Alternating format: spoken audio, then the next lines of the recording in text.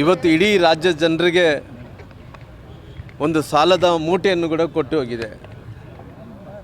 ನಾನು ಕೂಡ ಅನೇಕ ಮಂದಿ ಮುಖ್ಯಮಂತ್ರಿಗಳನ್ನು ನಾವು ನೋಡಿದ್ದೇವೆ. ನೋಡಿದಂಥ ಟೈಮಲ್ಲಿ ಅನೇಕ ಮುಖ್ಯಮಂತ್ರಿಗಳು ಬಸವರಾಜ ಬೊಮ್ಮಾಯಿಯವರ ಹಾದಿ ಹಿಡ್ಕೊಂಡು ಅನೇಕರು ಕೂಡ ಒಳ್ಳೆ ಜನಪರವಾದಂಥ ಬಜೆಟನ್ನು ಕೂಡ ಕೊಟ್ಟಿದ್ದರು. ಈ ಮುಖ್ಯಮಂತ್ರಿಗಳು ಸಾಲವನ್ನು ಕೂಡ ಜಾಸ್ತಿ ಮಾಡಿದ್ದಾನೆ. ಎಷ್ಟು ಸಾಲ ಮಾಡಿದ್ದಾನೆಂದರೆ ಯಾರು ನಾಳೆ ಹುಟ್ಟಂಥ ಮಕ್ಕಳ ಮೇಲೆ ಕೂಡ ಸಾಲವನ್ನು ಕೂಡ ಜಾಸ್ತಿ ಮಾಡೋಂಥ ಕೆಲಸ ಮಾಡಿದ್ದಾನೆ. ಅಷ್ಟು ಸಾಲವನ್ನು ಕೂಡ ಮಾಡಿದ್ದಾರೆ. ಸುಮಾರಾಗಿ ಹತ್ತತ್ರ 50,000 ಕೋಟಿಗೆ ಹೆಚ್ಚು ಜಾಸ್ತಿ ಆಗಿ ಸಾಲದ ಬಡ್ಡಿಯನ್ನು ಕಟ್ಟುವಂಥ ಕೆಲಸ ಮಾಡ್ತಾಯಿದ್ದಾರೆ. ಹಂಗಾಗಿ ಈ ಬಡ್ಜೆಟ್ಟು ಭಾಳಷ್ಟು ಜನರಿಗೆ ಒಂದು ಹೊರೆಯನ್ನು ತಂದುಕೊಡೋಂಥ ಕೆಲಸ ಆಗಿದೆ. ಹಂಗಾಗಿ ಈ ನಾಡಿನ ಜನರು ಈ ಬಜೆಟ್ ಮೇಲೆ ಅಸಮಾಧಾನವನ್ನು ಕೂಡ ವ್ಯಕ್ತಪಡಿಸೋಂಥ ಕೆಲಸ ಮಾಡ್ತಾಯಿದ್ದಾರೆ.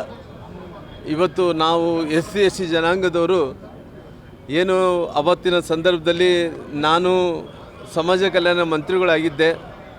ಬಸವರಾಜ ಬೊಮ್ಮಾಯಿನವರು, ಗೋವಿಂದ ಕಾರಜೋಳವರು ನಾವೆಲ್ಲರೂ ಸೇರಿಕೊಂಡು ಸುಮಾರಾಗಿ 3 ದಶಕಗಳ ಹೋರಾಟವನ್ನು ಕೂಡ SC ಸಮುದಾಯಗಳಿಗೆ ಮೀಸಲಾತಿಯನ್ನು ಜಾಸ್ತಿ ಮಾಡೋಂಥ ಕೆಲಸ ಮಾಡಿದ್ವಿ.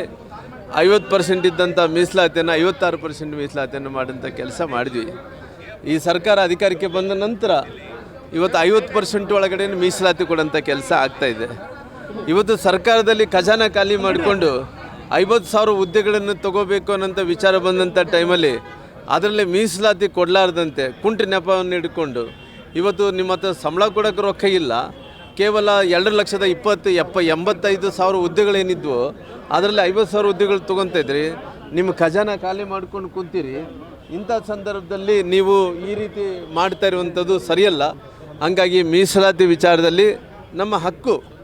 ಬಾಬಾ ಸಾಹೇಬ್ ಅಂಬೇಡ್ಕರ್ ಸಂವಿಧಾನ ಬರೆಯುವಂಥ ಟೈಮಲ್ಲಿ ಜನಸಂಖ್ಯೆ ಆಧಾರದ ಮೇಲೆ ಮೀಸಲಾತಿಯನ್ನು ಕೊಡಬೇಕು. ಆ ಮೀಸಲಾತಿ ಕೊಡೋಂಥ ವಿಚಾರ ಬಂದಂಥ ಟೈಮಲ್ಲಿ ಯಾವ ರೀತಿಯಲ್ಲಿ ನೇಮಗಳನ್ನು ಪಾಲಿಸಬೇಕಾಯಿತು. ಜಸ್ಟಿಸ್ ನಾಗಮೋಹನ್ ದಾಸ್ ವರದಿಯನ್ನು ಕೊಟ್ಟಂಥ ಟೈಮಲ್ಲಿ ಅವತ್ತು ನಾನೇ ಈ ಸಬ್ ಕಮಿಟಿಯ ಚೇರ್ಮನ್ರಾಗಿ, ಗೋವಿಂದ ಕಾರಜೋಳ ಸಾಹೇಬರು ಕೂಡ ಈ ಚೇರ್ಮನ್ರಾಗಿದ್ದರು, ನಾನು ಚೇರ್ಮನ್ರಾಗಿದ್ದೆ. ಅವತ್ತಿನ ಸಂದರ್ಭದಲ್ಲಿ ಅವರು ಅವಧಿಯಲ್ಲಿ ಸಮಾಜ ಕಲ್ಯಾಣ ಮಂತ್ರಿ ಇದ್ದಂಥ ಟೈಮಲ್ಲಿ ಅವರು ಚೇರ್ಮನ್ರಾಗಿದ್ದರು. ನನ್ನ ಅವಧಿಯಲ್ಲಿ ಕೂಡ ನಾನು ಚೇರ್ಮನ್ರಾಗಿದ್ದೆ. ನನ್ನ ಸೋದರಂಥ ಶಿವನಗೌಡರ ನಾಯಕರು ಎಲ್ಲರೂ ಕೂಡ ಸೇರಿಕೊಂಡು ನಾಗಮೋಹನ್ ದಾಸ್ ಅವರ ವರದಿಯನ್ನು ಯಥಾಸ್ಥಿತಿಯಲ್ಲಿ ಕೂಡ ಸ್ವೀಕಾರವನ್ನು ಮಾಡಿಕೊಂಡು ಕ್ಯಾಬಿನೆಟ್ಗೆ ತೊಗೊಂಡೋಗಿ ಚರ್ಚೆ ಮಾಡಿ, ಆ ಚರ್ಚೆ ಆದ ನಂತರ ಸರ್ವಪಕ್ಷಗಳು ಕರೆದು ಎಲ್ಲರೂ ಕೂಡ ಸಿದ್ದರಾಮಯ್ಯರು, DK ಶಿವಕುಮಾರರು, ಕುಮಾರಸ್ವಾಮಿಯವರು, ನಮ್ಮ ಯಡಿಯೂರಪ್ಪನವರು, ಬೊಮ್ಮಾಯಿನವರು, ನಮ್ಮ ಶಿವನಗೌಡರ ನಾಯಕರು, ನಂತರ ನಮ್ಮ ಗೋವಿಂದ ಕಾರಜೋಳ ಎಲ್ಲರೂ ಕೂಡ ಸೇರಿ ಮೀಸಲಾತಿ ಜಾಸ್ತಿ ಮಾಡಿದ ನಂತರ ಈ ಮೀಸಲಾತಿ ಕಸ್ಕೊಳ್ಳೋಂಥ ಏನು ಕೆಲಸ ಮಾಡ್ತಾಯಿದ್ದಾರೋ ಇದು ದಲಿತರ ವಿರೋಧಿ ಸರ್ಕಾರ ಅನ್ನೋಂಥ ಮಾತನ್ನು ಹೇಳಬೇಕಾಗುತ್ತೆ. ಅದಕ್ಕೋಸ್ಕರವಾಗಿ ಉಗ್ರವಾದಂಥ ಹೋರಾಟವನ್ನು ಮಾಡಬೇಕನ್ನೋಂಥ ಕಾರಣದಿಂದ ಇವತ್ತು ಎಲ್ಲರೂ ಕೂಡ ಸೇರಿದ್ದೀವಿ. ಒಂದು ಅಂತಿಮವಾದಂಥ ನಿರ್ಧಾರವನ್ನು ತೊಗೊಂಡು ಮತ್ತೆ ಪುನಃ ತಿಳಿಸುವಂಥ ಕೆಲಸ ಮಾಡ್ತೀನಿ. ಈ ಬಜೆಟನ್ನು ನೋಡಿದ ನಂತರ ಶಿವಕುಮಾರ್ ಅವರು ಮುಖ್ಯಮಂತ್ರಿ ಆಗಲ್ಲ ಅಂತ ತಿಳ್ಕೊಂಡಿದ್ದೀನಿ. ಇಷ್ಟೊಂದು ಸಾಲ ಮಾಡಿದ ನಂತರ ಈ ರಾಜ್ಯ ದಿವಾಳಿ ಆದಂಥ ಟೈಮಲ್ಲಿ ಅವ್ನು ಮುಖ್ಯಮಂತ್ರಿಯಾಗಿ ಏನು ಮಾಡ್ತಾನೆ? ಬಹುಶಃ ನನಗೆ ಗೊತ್ತಿರೋಂಥ ಪ್ರಕಾರ ಶಿವಕುಮಾರ್ ಅವರು ಮುಖ್ಯಮಂತ್ರಿ ಸ್ಥಾನದಿಂದ ಹಿಂದಕ್ಕೆ ಸರಿತಾರೆ.